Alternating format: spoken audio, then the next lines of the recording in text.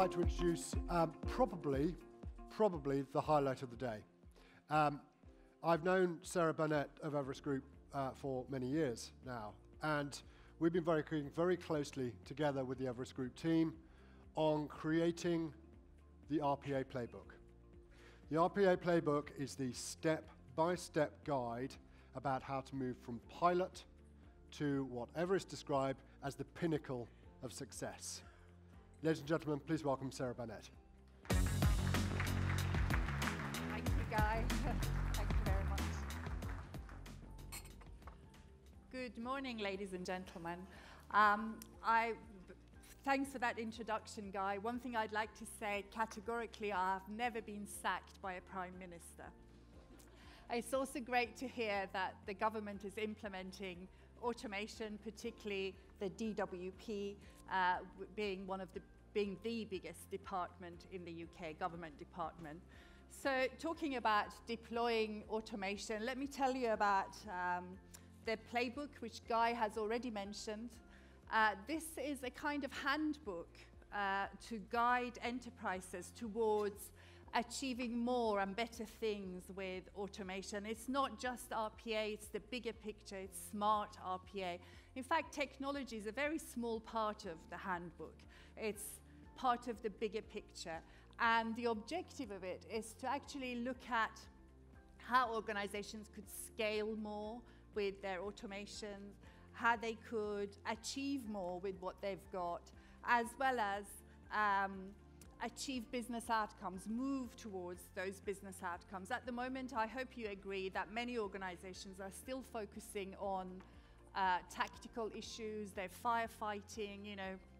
We heard about the DWP piloting effectively RPA because there was a backlog of pension applications to process or something such thing. So we want to move beyond this, and the playbook is a 200-page handbook. It guides you through different aspects of automating your projects, and it actually is totally about the approach. It's focused on capability maturity, it's focused on outcomes, and so on. So technology is a part of it, but not the core of it. So let me tell you what we mean by smart RPA. In this slide, you'll see that we have put a kind of RPA platform in the center of the slide, and this is where we are seeing things head. We have been looking at technology developments over the years. Some of you may be familiar with our peak matrix assessment of RPA technologies.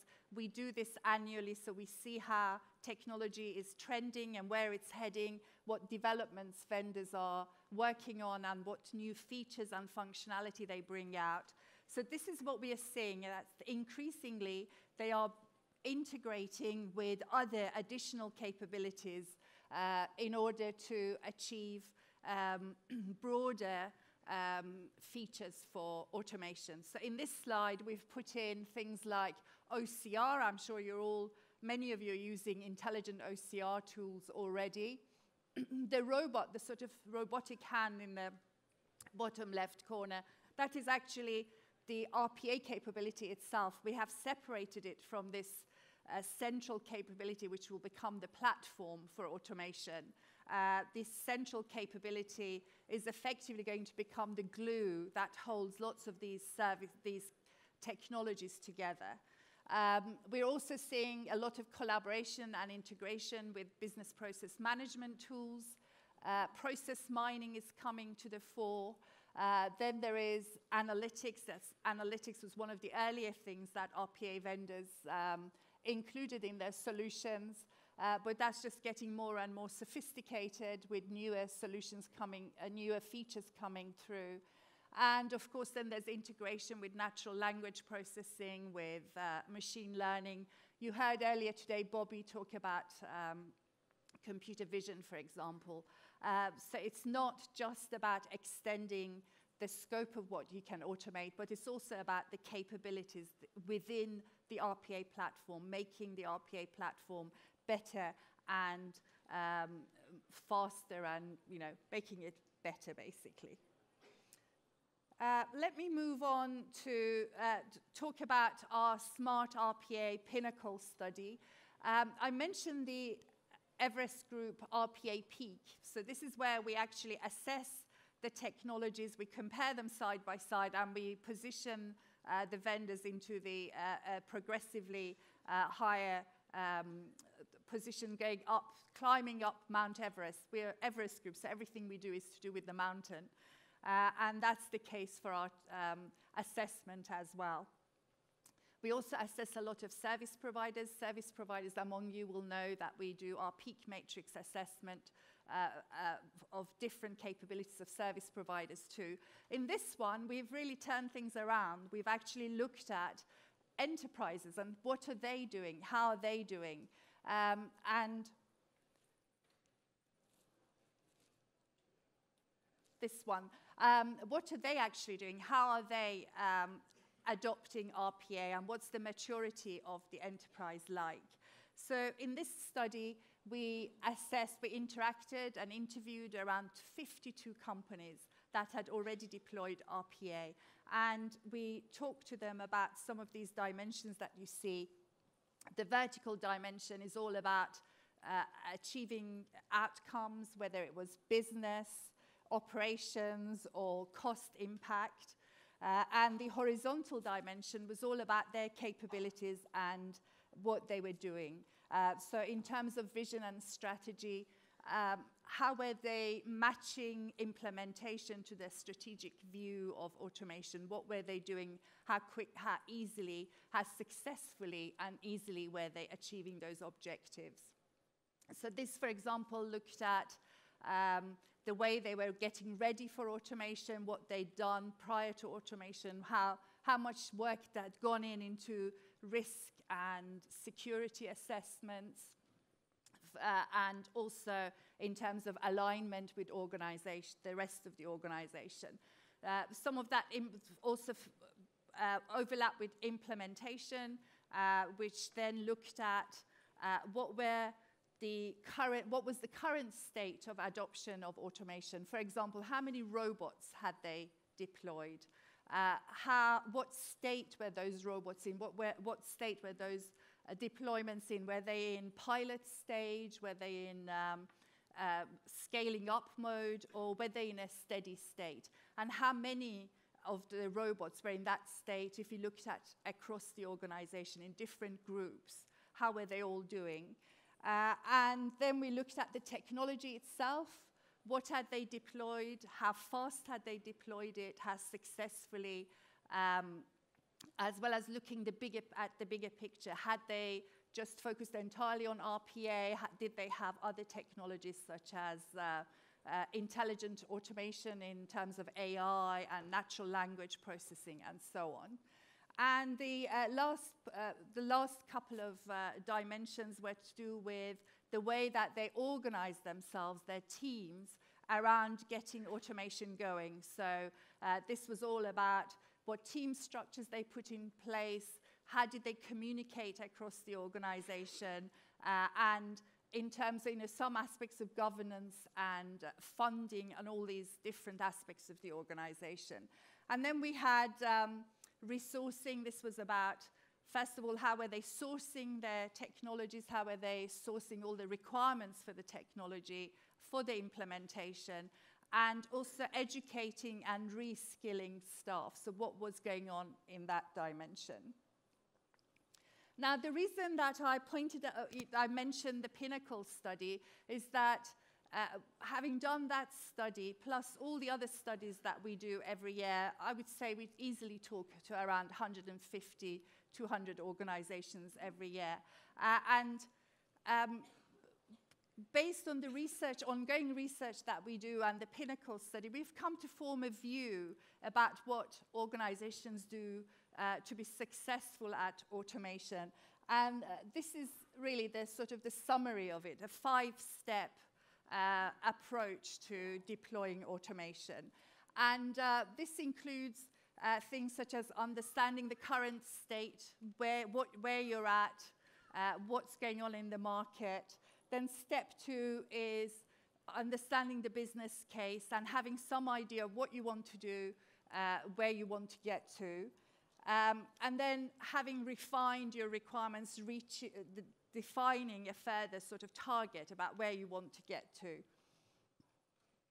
And mapping the path to that destination. And I'll go into these in detail and eventually, of course, executing according to plan. So let me tell you a little bit about this. So I'll start with step one, a good logical place to start. So most enterprises will have a current state of adoption of automation technologies, smart RPA technologies. So this is all in the smart RPA playbook. I'm only giving you a very summarized flavor of this book. So if you know, basically you have to start by understanding where you're at.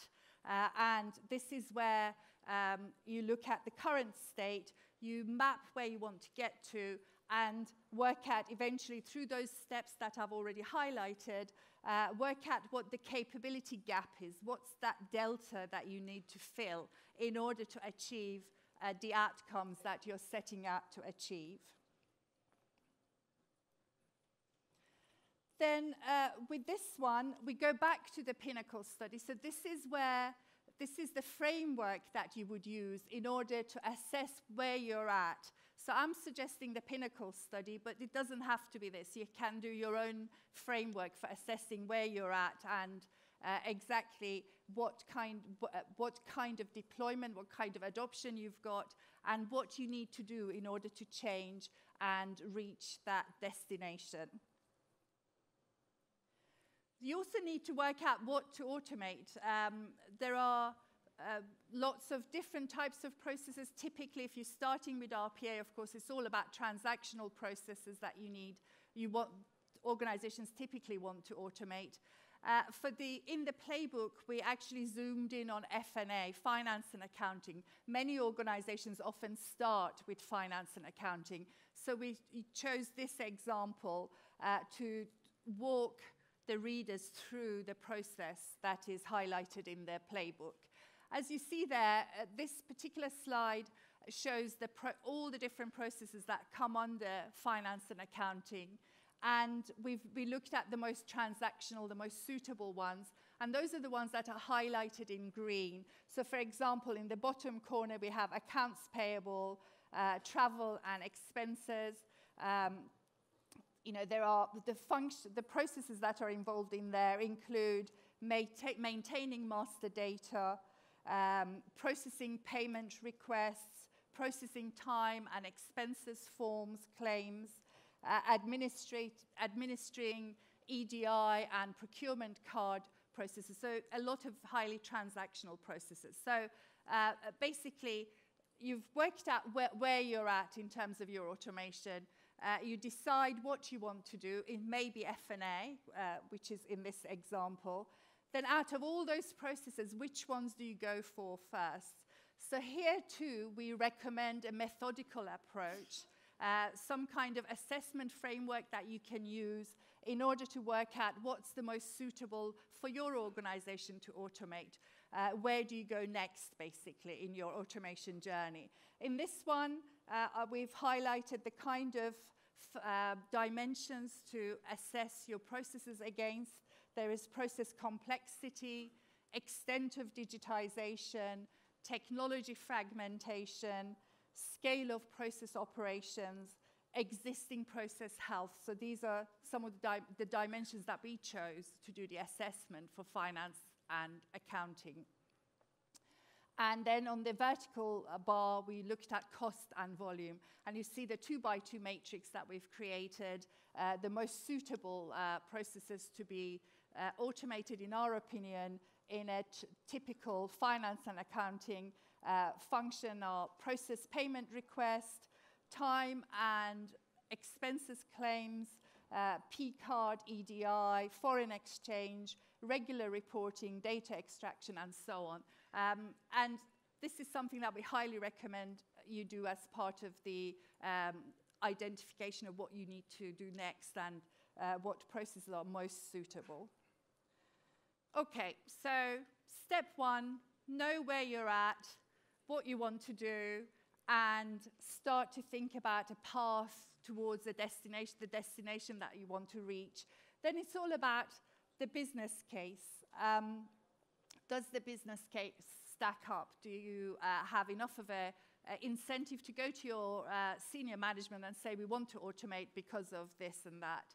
And then also refine the business case and the path that you might take according to the results that you get.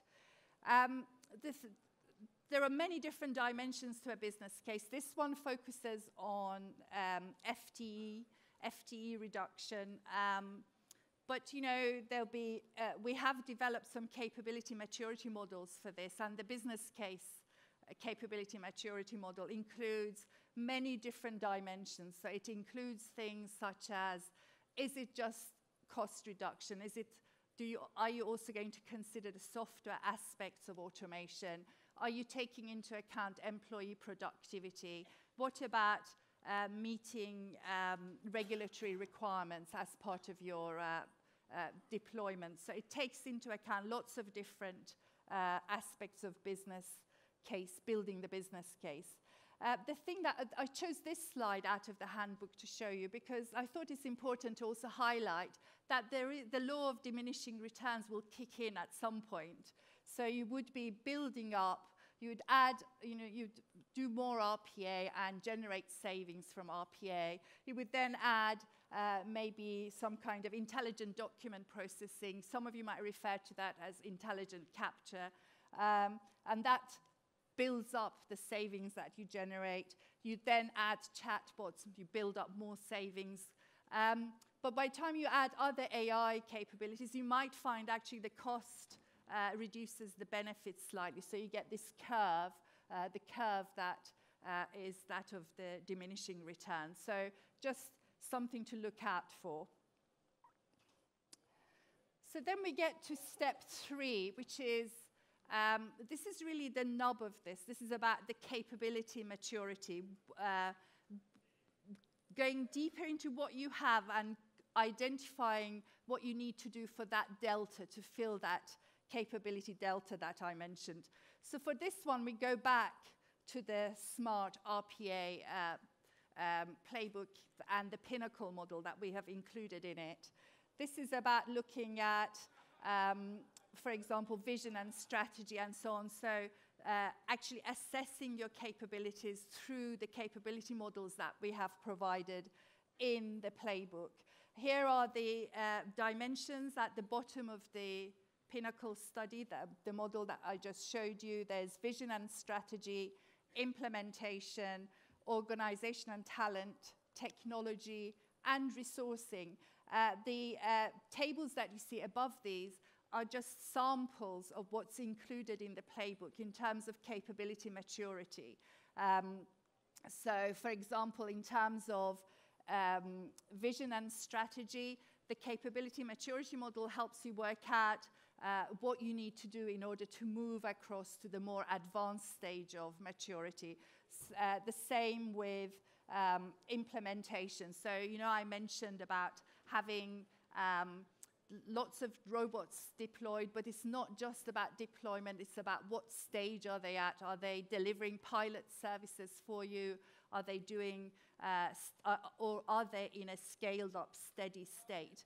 And how many of your departments have these capabilities? It's about these kind of maturity dimensions that basically help organizations get more out of their automation.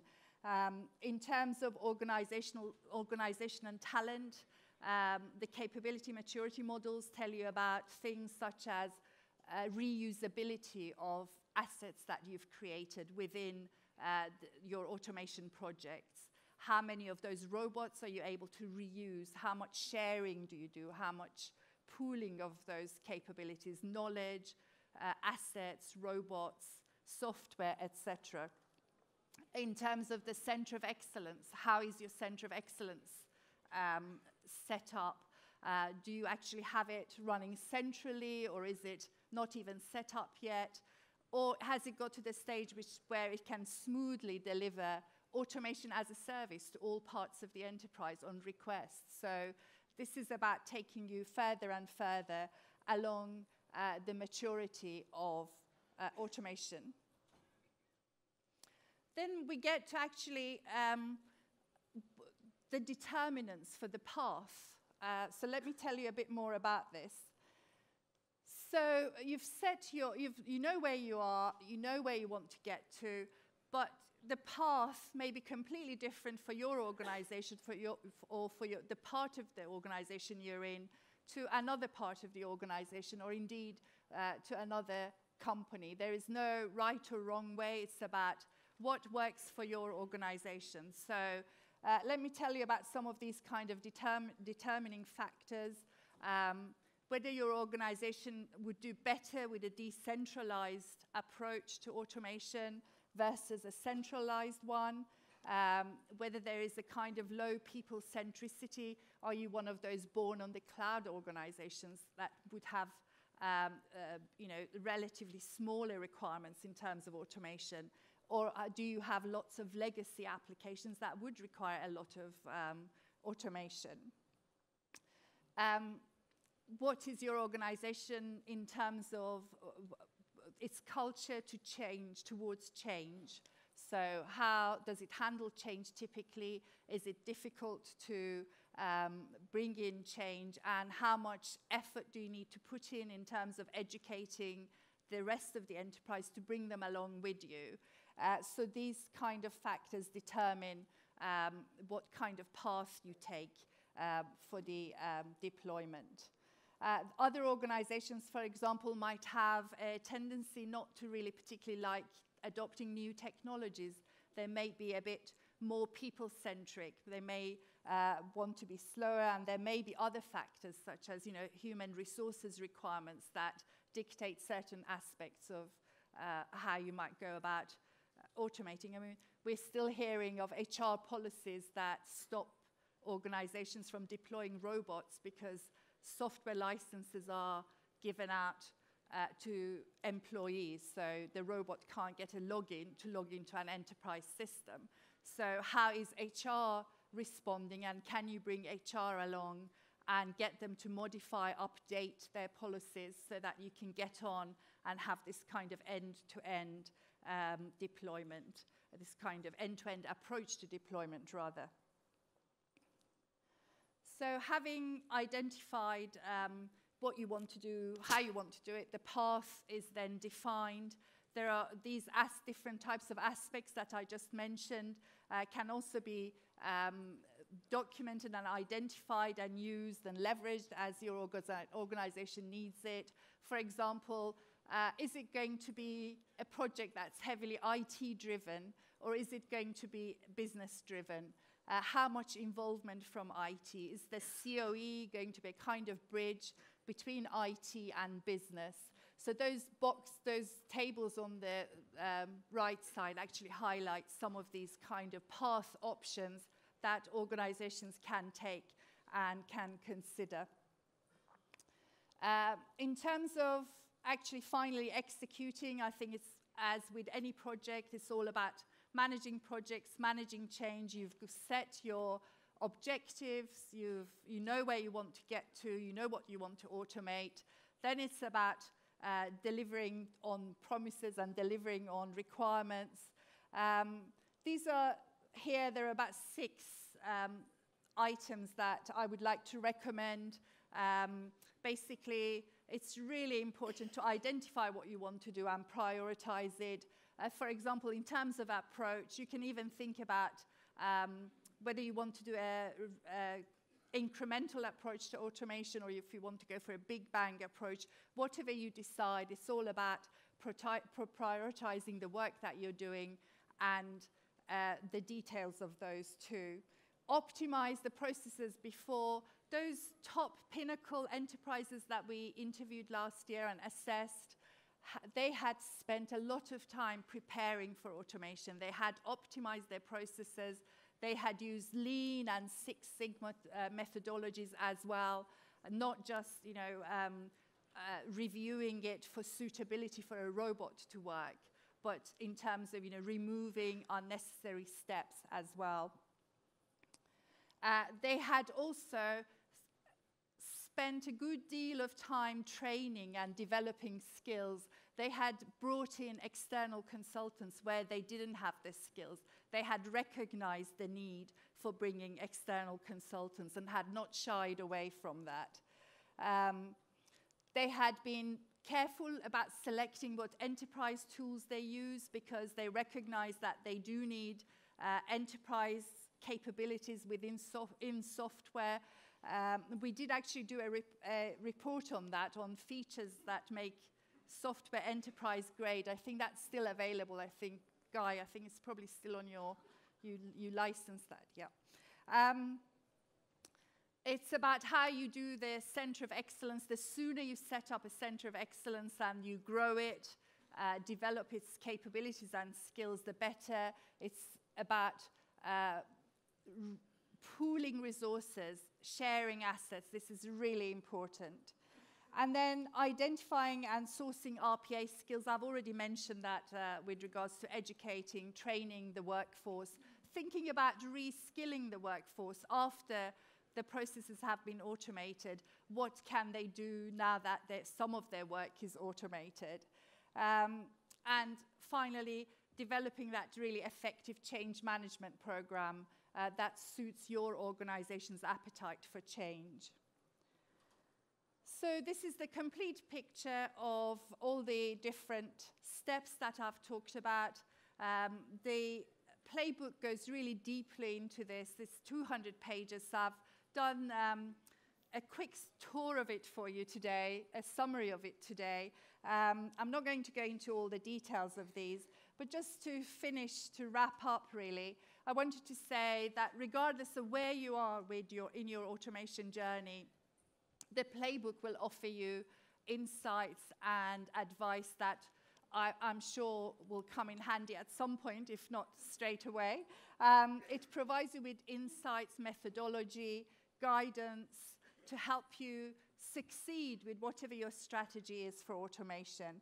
It's going to be available for free from UiPath, so do watch out for UiPath's announcement on this and give it a go. That's all I have to say. Thank you.